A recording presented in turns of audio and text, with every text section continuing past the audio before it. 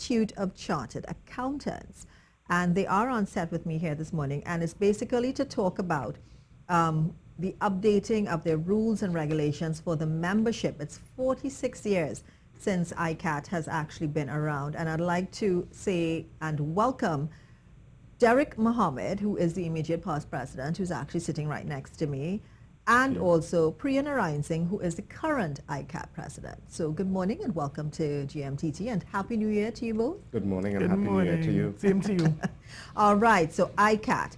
ICATT is the Institute of Chartered Accountants. Now, you are the immediate past president, Derek Mohammed.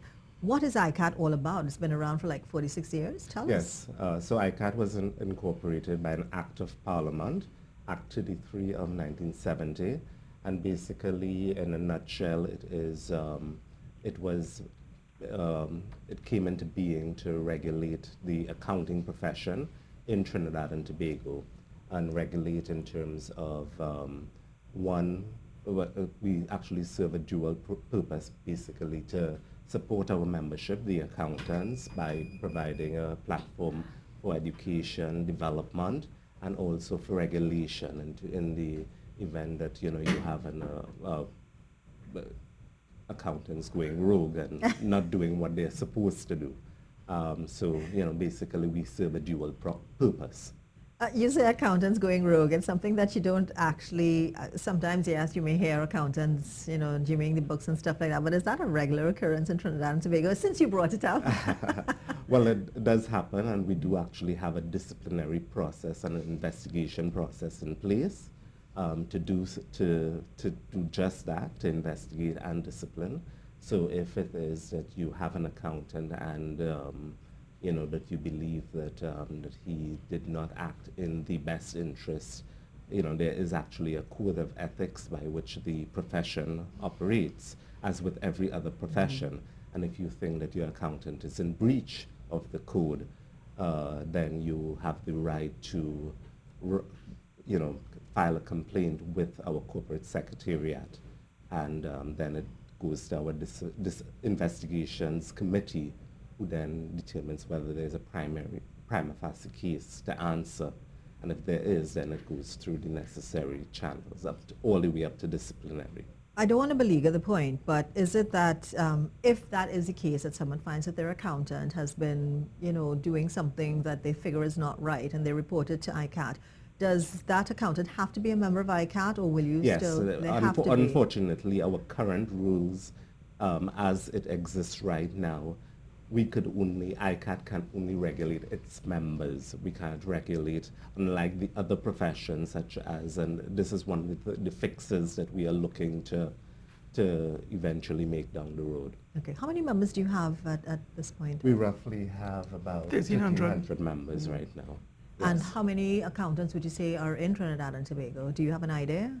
It's more than double that. Okay. It's probably about 3,000, I believe. Okay. Yes. I'm not sure on the statistic. Yeah. Okay. I'm not sure, but there would be a fair number of persons who are accountants that are not members of ICATT. Yes, yeah. All right. And then some people use that term very loosely, so, that...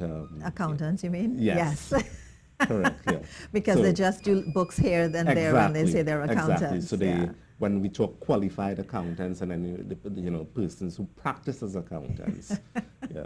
So we need to be very careful who we hire as accountants. Sometimes we're trying to cut costs, and we say, okay, we know that this person did accounting in school, and maybe give them a little job, because an accountant sometimes can be a little bit more expensive. So, but we need to be careful. Exactly. We basically have doing our books, doing our, our finances and all those different things. Right. And Ria, if I may point out that in terms of recourse, as a person who's using the services of an accountant, you only have recourse and the process only if they're a member of ICATT. So, I would always urge people to ensure that your accountant, go on our website, check and ensure that your accountant is in fact a member of ICATT. Okay. Otherwise, it becomes very difficult to take any kind of action. Yes, it's going to be very difficult if they're not a member. Now, the ICATT Council apparently has considered that a greater call globally for quality changing technology and the ever-increasing sophistication of business today and the absolute need for transparency and accountability in the public interest make the revision of their rules and regulations a must for any modern institution. Now, I think I just gave a rundown of what these rules and regulations, the update are going to take the form of, but I would like Priya Narayan to tell us some more about this, because ICATT is currently in the process of updating the rules and regulations for the membership, and it's 46 years in existence. So some people would probably say, well, you know, it's high time in coming. So yes, we welcome this. So tell us about the updating of your rules and regulations that are in progress right now. Right. So, Ria, it's been a long project. This has been going on for 11 to 12 years of trying to get this update done. So this morning is when we will officially send out our notice to members of the EGM, which is required to have the rules approved. So the EGM is carded for the 15th of February. What is the EGM? The Extraordinary General Meeting at which the members can vote to have the rules passed. So you said a lot there, and just to continue a bit from what Derek said, let me just walk you through some of the key changes and why we think it's important that these rules be updated. So one of the first things relates to what we call public practice. So when an accountant is in public practice. So what's historically happened is that, and I'll explain a little bit more what I mean by that. What's historically happened is that when it comes to audits, conducting actual audits in Trinidad and Tobago, that's really, under the law right now, the only time you needed to be licensed by ICATT. It was very specific around audits. So an audit is the highest level of assurance that you can receive on financial statements. So you're basically saying you've conducted enough work and you believe that the financial statements are free of material errors. That's the highest level of assurance. But there are many other things that accountants do. They prepare tax returns, they prepare VAT returns, they prepare compilation reports, they do specific things, you know. They agree these are some procedures and they sign off a report on that. Or they do what we call a review report, which is something where you say, well, nothing has come to our attention that causes us to think this is wrong. It's different from, you know, it's different from saying everything is right. So there are a number of things that accountants do, and the biggest change that we're making is we're broadening what is considered to be public practice. So right now it was only auditors. We are going to broaden this definition to bring all these other practices under the ambit of public practice, and along with that will come the appropriate regulation, and we would also be subjecting all members now to what we call practice monitoring, which is our independent oversight of going in and looking to see how they are performing their work to make sure that it's up to standard, and if that's not up to standard, there can be consequences as it relates to that. You know, we're asking for members to have professional indemnity insurance, which is something that's not in place for all. And the process, the procedures and policies around our disciplinary process that Derek referred to are much more comprehensive.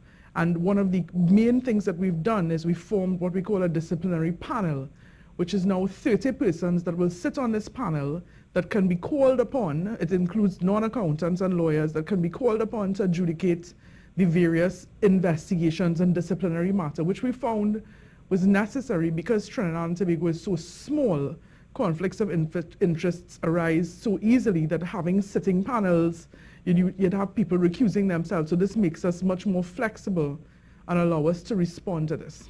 So you have 30 members of the panel, but they're not all used at the same point in time. So if you no, draw you'd from be able to pull from that members to deal with the different cases. And of course, somebody that investigates a matter would not be able to sit on the disciplinary side of that matter as well. I was also wondering, you talked about auditing, which is the highest form of assurance, as you mentioned. Is it imperative that someone who hires, even if it's an accountant and auditor, that they be a member of ICATT?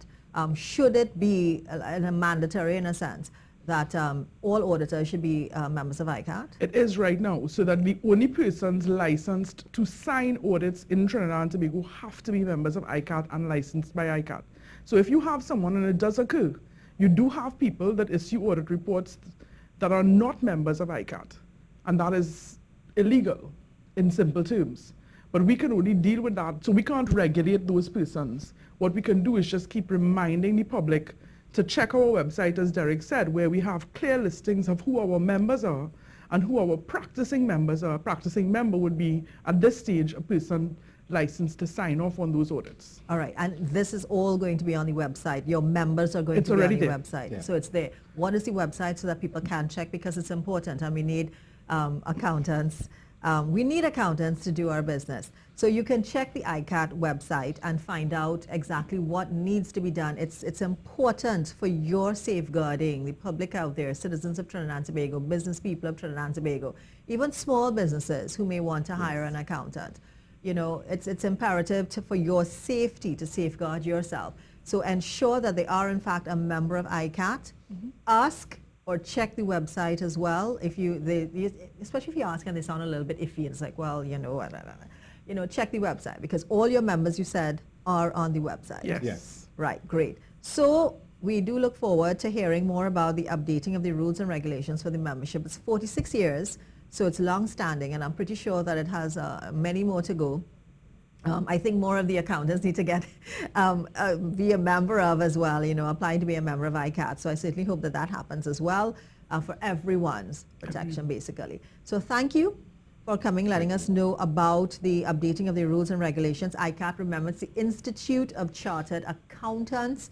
And we just spoke with Mr. Derek Mohammed, who is the immediate past president of ICATT, and the current president, who is Priya Narayan. So thank you all once again for being here, telling us about this. Remember, the EGM is happening February 15th, so all members are invited, basically. Yes, and they can vote electronically before. Right. We've implemented electronic voting, so they're able to, with a couple clicks, they'll be getting emails this morning, and they can go ahead and make this change. Well, internet is so fantastic. Agreed.